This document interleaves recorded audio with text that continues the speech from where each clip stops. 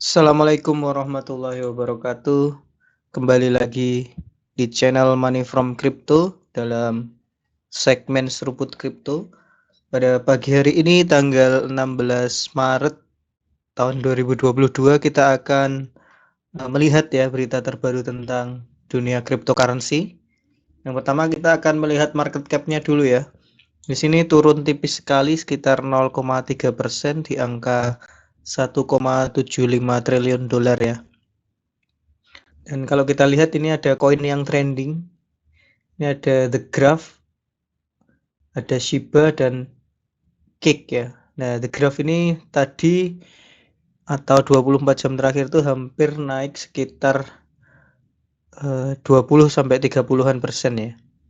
Nah, kenapa ini bisa terjadi? Mungkin kita akan lihat di berita yang akan kita bacakan setelah ini.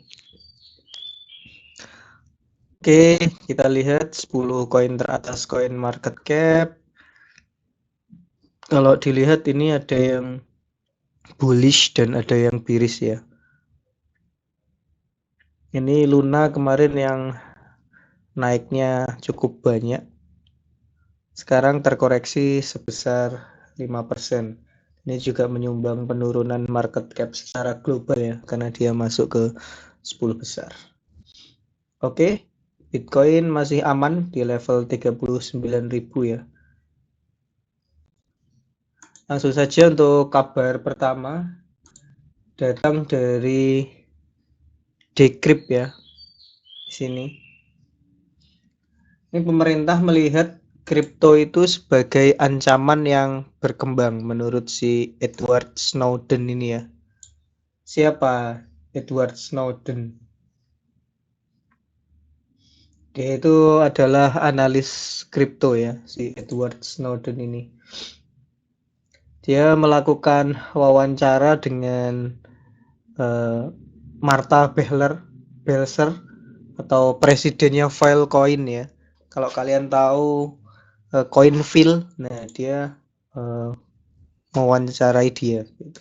Di sini kita bisa lihat bahwa memang benar apa dari judul artikel atau berita kali ini bahwa kripto itu sekarang itu dalam tanda kutip menjadi ancaman karena dia akan bisa menggantikan sistem keuangan tradisional ya.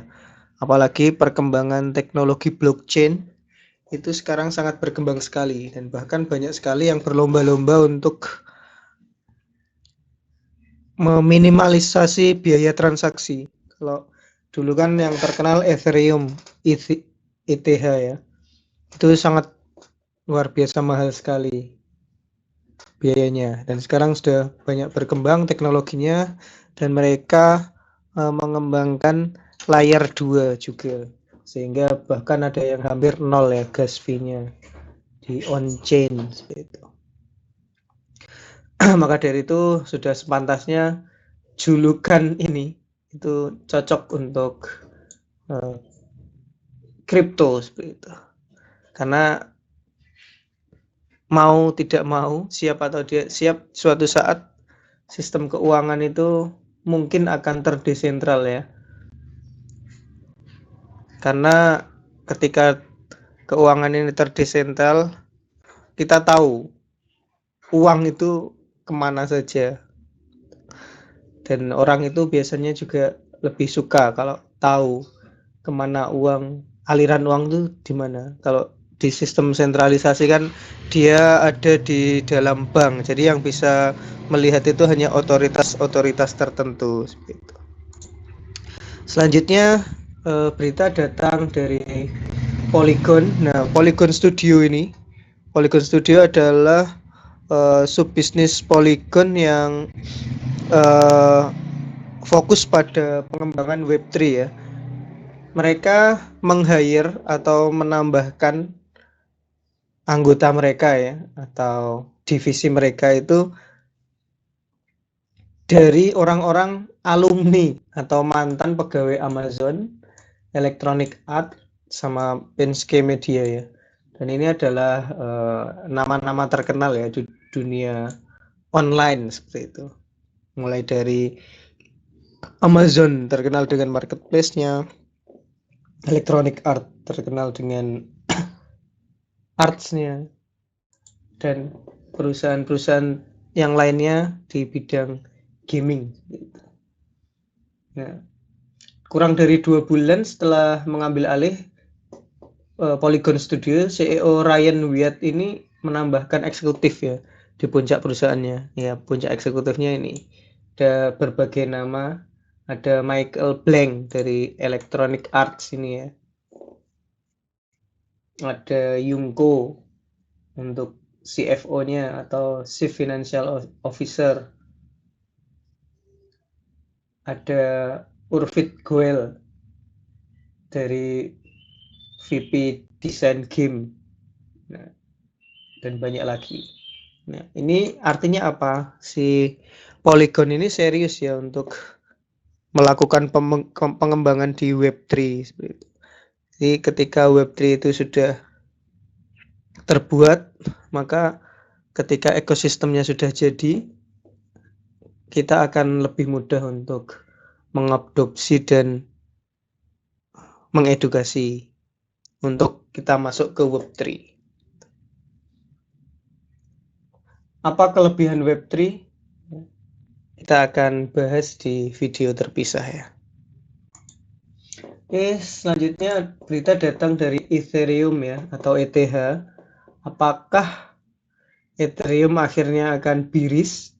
Karena level supportnya di sekitar 2600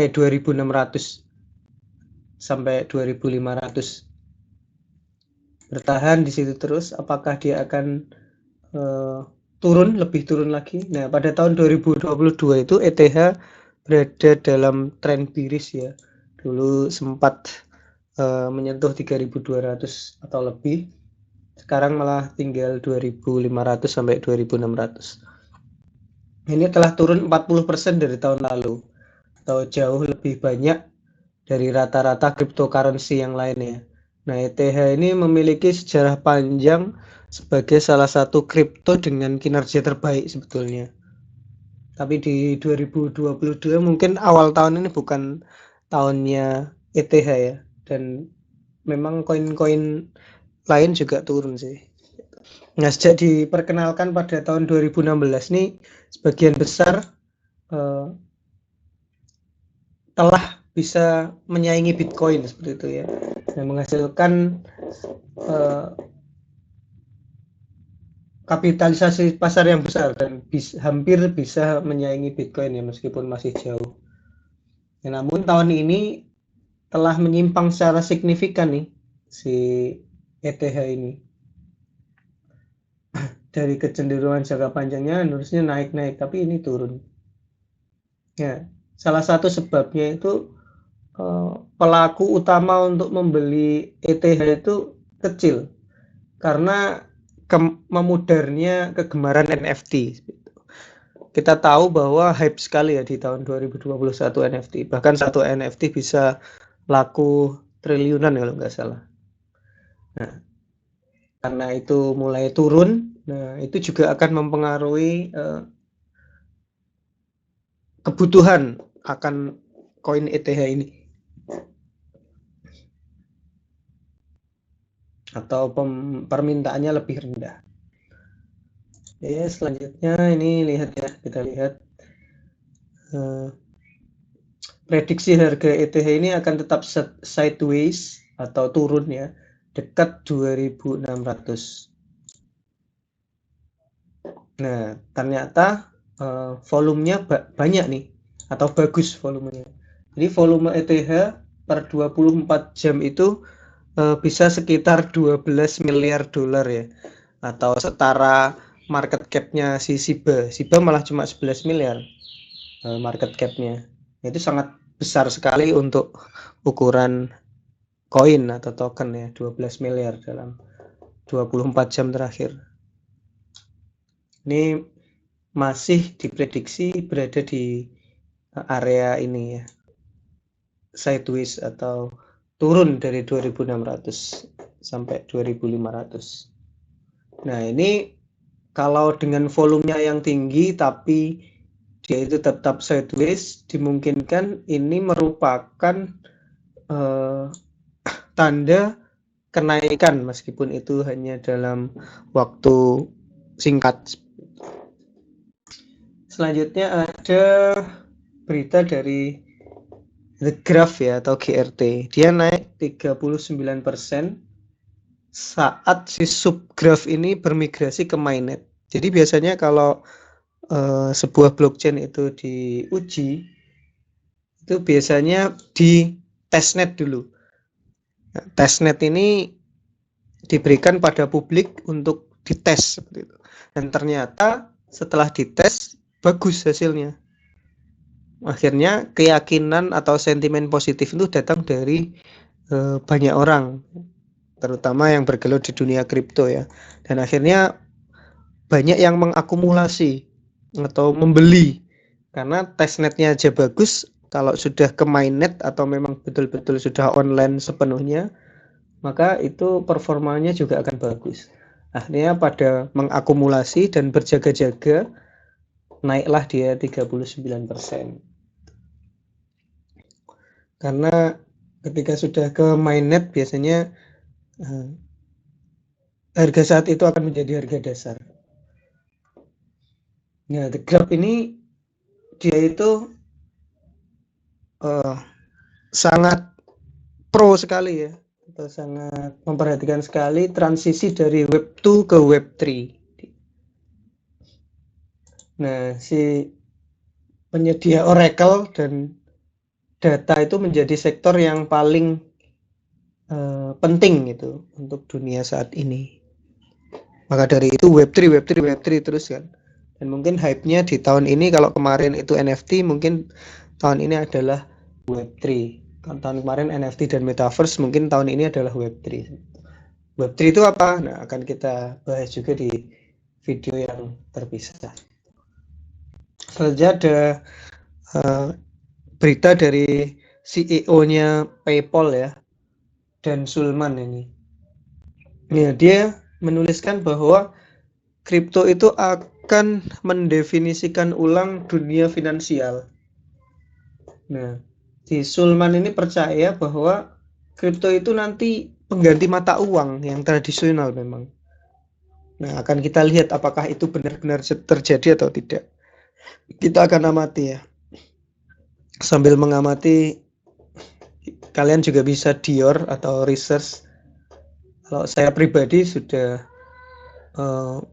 invest juga ya, meskipun nggak banyak di kripto, untuk jaga-jaga siapa tahu di masa depan kripto itu memang akan diadopsi menjadi alat pembayaran yang sah seperti itu.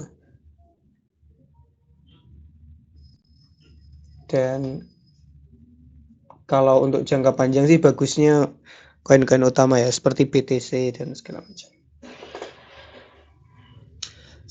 Nah, PayPal aja sudah menambahkan ya, di dalam aplikasi mobile mereka Venmo itu opsi untuk membeli Bitcoin secara langsung bagi yang pemegang kartu kredit Venmo itu. Jadi memang si PayPal ini kan pembayaran digital yang sudah sangat lama ya. Dulu itu penciptanya itu Elon Musk, sebelum dia akhirnya menjual dan berpindah ke perusahaannya yang sekarang yaitu SpaceX. Untuk perusahaannya sendiri SpaceX itu ya. Jadi ini adopsi teknologi seperti kripto pun mudah sekali. Dan selain si PayPal ini, Mastercard juga sudah, Visa, Block itu juga sudah mulai memikirkan atau mengadopsi kripto ini di platform mereka. Nah, sekarang ada berita lagi dari Formula 1 ya. Nah, lisensi game NFT Ethereum Formula 1 itu dihentikan. Jadi si Animoca Brand ini akan memberikan NFT pengganti pada pemegang F1 Delta Time NFT ya, untuk refreshing dan fasilitas lainnya, karena lisensi dari F1 ini sudah berakhir. Entah nanti akan diperpanjang atau tidak, akan kita lihat lagi ya. Jadi lisensi untuk NFT dan segala macam itu sebetulnya tergantung kontrak ya, ada yang panjang, ada yang selamanya dan segala macam. Itu kasusnya sama ketika Bored Ape ya, klub kreatornya ya dari Yuga Labs itu mengakuisisi CryptoPunk. Nah, dia juga membeli lisensinya sebetulnya atau hak kekayaan intelektualnya. Mungkin kalian harus sedikit tahu ya tentang seperti itu. Kalau kalian tertarik, kita akan membuatkan videonya tersendiri. Terus di sini ada datang dari Amerika ya. Lagi-lagi Amerika kalau kita berbicara kripto. Nah, kandidat Senat itu berjanji untuk menjadikan Bitcoin sebagai legal tender di AS kalau dia terpilih. Nah, ini Bitcoin itu juga, atau kripto itu jadi alat politik juga ya ternyata untuk janji-janji supaya dia terpilih, karena banyak warga Amerika itu juga yang investasi di kripto meskipun harganya kata orang volatile itu ya. Nah, ini juga akan menjadi daya tarik untuk memilih dia. Meskipun ini dijadikan alat politik, tapi itu juga iklan gratis ya, penyebaran adopsi kripto di dunia global, karena kita tahu Amerika itu pusat dari apapun di dunia. Selanjutnya di sini ada laporan dari Agave ya. Agave ini adalah protokol peminjaman DeFi atau Decentralized Finance. Dia turun 20% setelah ada attack atau hacking ya. Lagi-lagi attack dan attack ya, ternyata di dunia kripto itu tantangannya pertama itu ya memang security. Jadi silakan kalian memilih tempat yang aman ketika berurusan dengan kripto ini ya. Pastikan tempat kalian meminjam dan membeli atau menjual kripto itu tempatnya aman. Kalau tidak bisa dieksploitasi dan uang kalian raib. Ya memang itu minusnya dari dunia kripto itu. Meskipun di dunia perbankan tradisional juga sama. Nah, kabar terakhir ada dari Shiba. Dari Shiba Army itu sudah tidak diragukan lagi ya kesetiaannya. Dan ini ada kabar bahwa Shiba Army di Turki sana itu mengadakan pertemuan dengan mantan Menteri Ekonomi Turki, Mustafa Elitas. Nah, mereka membahas tentang potensi kripto dan segala macamnya, tapi tidak ada perjanjian formal yang dibuat. Ya, keep hold atau keep loss atau sell di Shiba ini. Kalau kalian bisa hold mungkin ya 10 tahun lagi atau 15 tahun lagi harganya akan melambung atau malah sebaliknya. Oke, sekian dulu berita dari Money from Crypto pada pagi hari ini ya. Semoga menambah pengetahuan kalian tentang cryptocurrency, dan ini sifatnya entertainment ya, bukan ajakan untuk berinvestasi. Selalu lakukan riset sendiri untuk memutuskan semuanya, karena keputusan keuangan di tangan kalian sendiri. Assalamualaikum warahmatullahi wabarakatuh.